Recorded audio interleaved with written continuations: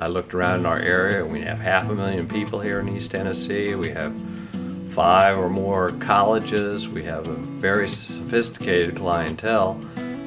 We were set up for a microbrewery, and there wasn't one anywhere closer than 90 or 100 miles away.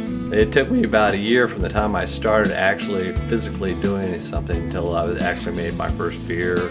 What ended up happening was I found this really good deal on some used equipment that it was out in California. It was in basically it was a brew pub that went under after a short time, so the equipment was essentially new.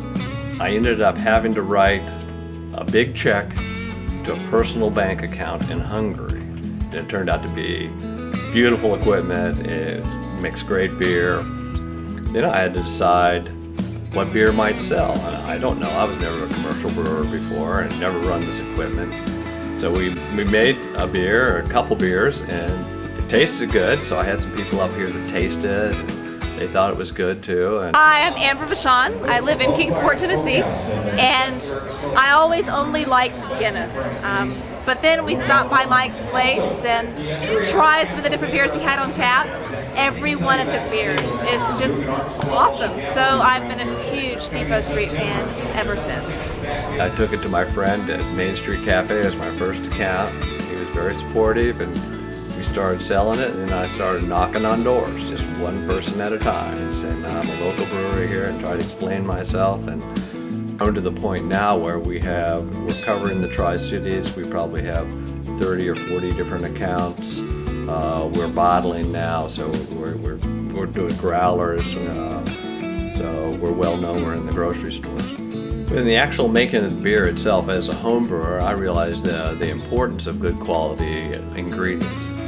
And so the way I really make my beers, I get ingredients from around the world. When I'm trying to make a beer specific to a certain area or a certain style, I filter the water, take all the minerals out of it I can, and add minerals back to match the water profile of that particular area. The same thing with the hops. You know, those are the 3 main ingredients of beer: hops, barley, and the water.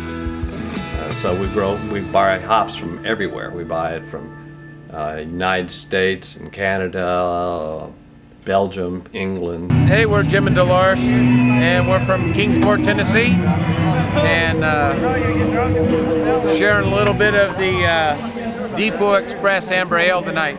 It's a good brew, and we like it. It's tasty. The oldest example of writing is a beer recipe.